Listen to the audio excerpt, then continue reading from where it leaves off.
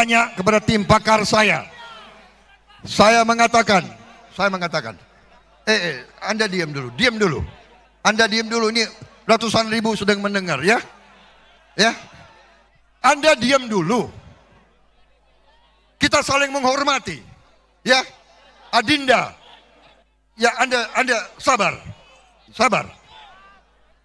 Maklum, semangat. Pesta itu harus senang. Pesta itu harus gembira. Jangan sampai dengan adanya pesta demokrasi diciptakan ketakutan benar. Jangan sampai dalam pesta kegembiraan, pesta demokrasi justru marah-marah, nggak boleh, betul. Siapa yang setuju nggak boleh marah, tunjuk jari. Siapa yang setuju pesta demokrasi diisi dengan kegembiraan, tunjuk jari. Baik, Mas Armuf, tadi Anda mengatakan bahwa kampanye Akbar kemarin simulasi psikologi sosial masyarakat bahwa ingin menunjukkan bahwa menjelang 17 April itu semua baik-baik saja. Memangnya apa sih Mas yang perlu ditunjukkan? Memang selama ini tidak baik-baik atau bagaimana? Jadi begini, kata yang dipilih bukan ditunjukkan, tapi dialami. Kita orang dewasa. The best way to learn, cara terbaik untuk belajar adalah dengan experiential learning, dengan belajar dengan mengalami. Publik pendukung Prabowo Sandi mengalami hal-hal yang luar biasa kemarin. Di tengah musim kampanye mobilisasi, kampanye Prabowo Sandi itu penuh dengan partisipasi, volunteerism.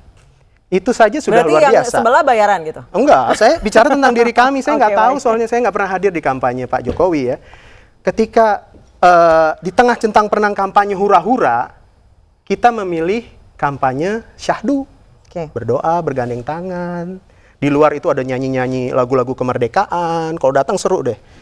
Terus juga di tengah mirisnya kita mendengar tangkapan KPK, amplop cap jempol.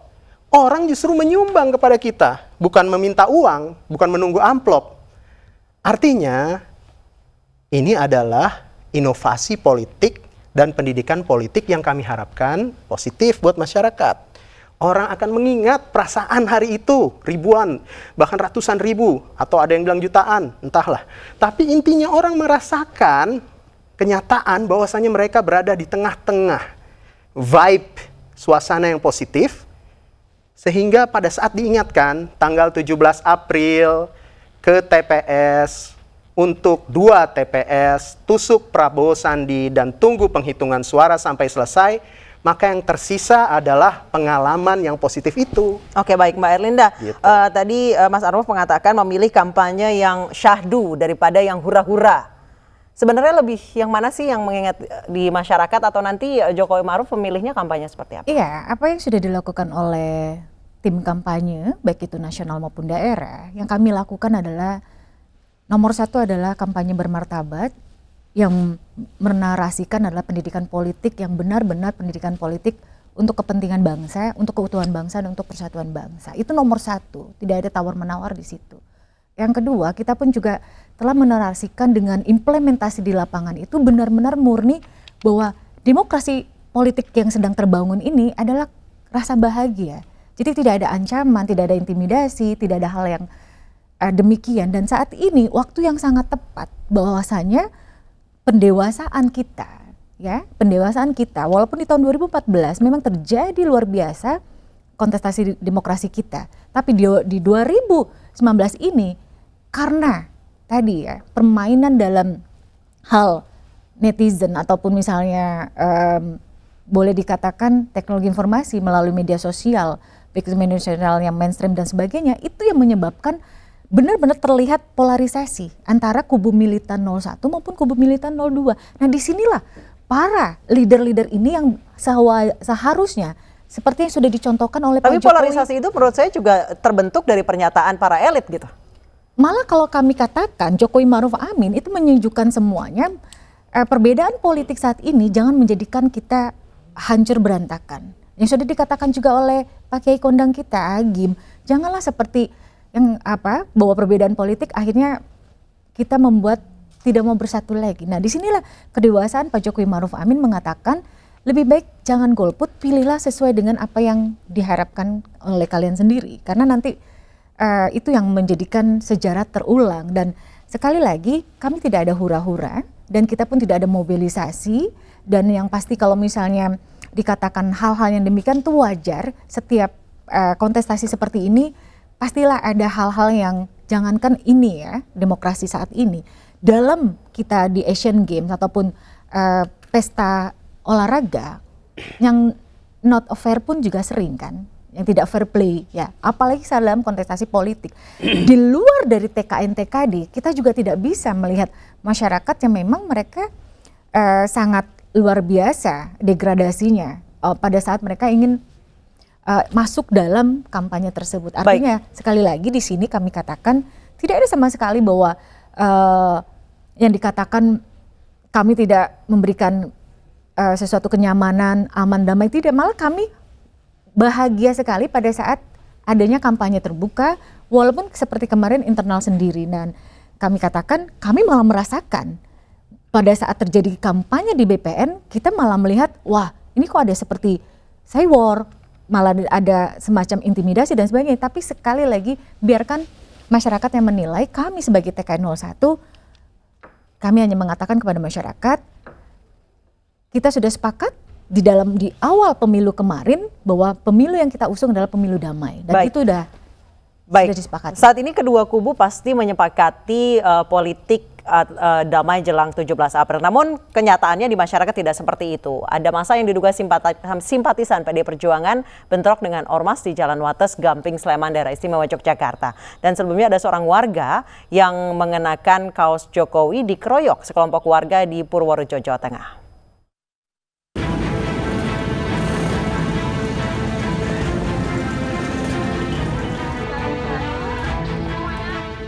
Bentrokan pecah di depan bekas markas Front Pembela Islam di Jalan Jogja Wates, Gamping, Sleman, Yogyakarta Minggu siang. Lemparan batu kembali terjadi saat massa simpatisan partai pulang dari Kulon Progo. Beruntung aparat gabungan berhasil menghalau massa. Dalam insiden ini, seorang anggota Badan Pengawas Pemilu atau Bawaslu Kabupaten Kulon Progo menjadi korban saat mencoba untuk melerai.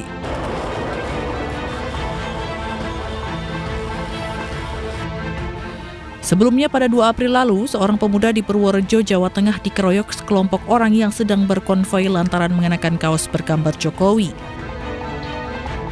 Insiden penganiayaan terjadi saat korban bertemu dengan sejumlah orang yang pulang usai menghadiri tablik akbar pasangan Prabowo Sandi di lapangan Kemiri, Purworejo. Mereka lalu memerintahkan korban untuk melepas kaos tersebut sambil memukul korban. Tim Liputan iNews melaporkan. Elit politik tidak bisa menutup mata bahwa memang polarisasi itu terbentuk cukup kuat. Mas Armuf, silakan. Ya, ketika kita memilih demokrasi sebagai jalan, maka kita harus memilih jalan damai. Mengapa? Karena demokrasi ini ada untuk memotong paham-paham suksesi yang primitif, yang penuh dengan kekerasan. Jadi maksud Anda yang tadi itu primitif? Ya, saya rasa kita nggak bolehlah mengedepankan kekerasan ketika kita percaya terhadap demokrasi. Upaya kekerasan dari manapun datangnya, itu adalah distorsi terhadap demokrasi kita. Buat saya sih, buat kami tidak merestui, tidak mendorong, bahkan tidak suka kalau ada kekerasan dalam proses Pilpres ini. Yang tadi yang pakai kaos Pak Jokowi dikeroyok itu kami sangat sayangkan. Sebaliknya yang dari salah satu partai tadi disebut PDI Perjuangan ya, menyerang itu juga tidak baik. Yang pakai kaos Pak Jokowi belum tentu kok milih Pak Jokowi. Banyak yang sudah pakai kaos Pak Jokowi kasih hand sign begini. Jadi nggak usahlah kita lakukan kekerasan. Kita jalankan proses demokrasi ini dengan penuh keceriaan. Kita harus happy, syahdu, mengingat hal-hal yang baik. Jadi kalau sholat kemudian berdoa lintas agama, ada yang sholat subuh, ada yang bawa rosario, ada yang berdoa Buddha dan Hindu, ada yang berdoa dengan cara-cara agamanya masing-masing, itu baik. Baik, Mas Armuf, memang seperti itu yang ingin ditunjukkan, namun ternyata memang polarisasi itu memang terjadi dan sangat terjadi. Bisa dibilang siapa sebenarnya yang membentuk polarisasi itu kalau bukan dari elit? elit memang harus banyak menahan diri. Kami juga mendengar ya, terutama elit yang masih menjabat, yang punya akses terhadap media komunikasi, punya akses terhadap birokrasi, punya akses terhadap struktur, punya akses terhadap intervensi kultural dan lain sebagainya. Maka kami sangat menyayangkan kalau ada elit yang bilang genderuwo, sontoloyo, tabok, lawan, perang total, gaspol. Ini mengaduk-ngaduk suasana damai di akar rumput. Tahan dirilah. Baik, Mbak Erlinda silakan. Yang lebih parah lagi, Indonesia punah. Ya punah aja sendiri. Ya kan, itu lebih buruk dari diksi-diksi yang pernah dilontarkan oleh pasangan 01. Dan yang memperlihatkan adalah sesuatu yang buruk itu adalah kubu 01. Di mana di depan, ya, di depan para kader-kadernya sendiri berani memarahkan, berani tunjuk-tunjuk, berani melontarkan kalimat-kalimat buruk. Bagaimana masyarakat melihatnya? Dan ditambah lagi kita paham, masyarakat kita ini sangat luar biasa dari intelektual berpikirnya, dari jenjang mereka secara pendidikannya, yang mereka kadang-kadang tidak bisa memfilter mana yang baik, mana yang tidak. Mereka langsung mengadopsi saja. Ketegasan yang dikatakan tegasnya seorang pemimpin, benar-benar bulat total diadopsi secara langsung. Tidak dilihat bahwa tegas itu tegasnya bagaimana. Tegas dalam kebijakan, tegas dalam melakukan, dilihat mana yang paling penting gitu. Bukan tegas untuk, hei kamu diam, hei kamu, menunjukkan bahwa dia seorang yang otoriter sekali. Jadi kayak saya katakan, kita janganlah menjadi misalnya saya di TKN, oh saya selalu meninggikan Pak Jokowi. Tidak, kami pun melihat apabila misalnya ada kekurangan dari pemimpin kami, kita memberikan saran-saran, masukan, tapi yang membangun. Kritikan pun kita lakukan, ya kan? Dan diksi-diksi yang keluar itu dilihat dari kacamata BPN pasti selalu negatif. Tapi inilah proses demokrasi, dan di sini izinkan saya hanya mau mengatakan bahwa disinilah proses demokrasi kita yang harus kita jaga, bahwa pendewasaan. Dan di sini harus kita evaluasi apakah sistem ya demokrasi kita saat ini sudah sangat baik untuk 2024 ke depan. Kenapa? Kalau sampai yang mana ini tadi pernyataan Pak Prabowo yang buruk tadi? Pernyataan Pak Prabowo yang buruk adalah Indonesia punah. Itu kan sama sekali mau membuat anak bangsa kita, generasi milenial, apakah betul? Apalagi adik-adik kita yang masih belum, kita paham secara ilmu psikologi, anak di bawah umur 10 tahun itu tidak punya on off mana benar mana salah. Ya, disinilah kita orang dewasa mengajak sesuatu keoptimisan. Jangan sampai diberikan diksi-diksi yang pada akhirnya bisa merusak cara berpikir anak-anak bangsa. Mas Almus silakan dijawab. Ya, saya ingin memberikan penjelasan yang agak rasional lah. Karena tadi penjelasannya Mbak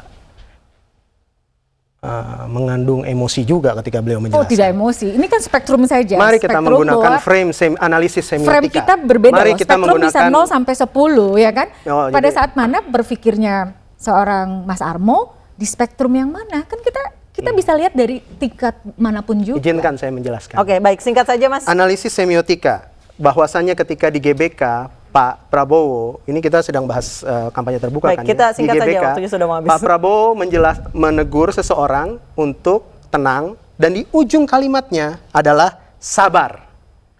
Analisis semiotika Pak Jokowi ketika beliau curhat di depan publik di Yogyakarta kalau nggak salah ya, di ujung kalimatnya adalah saya lawan.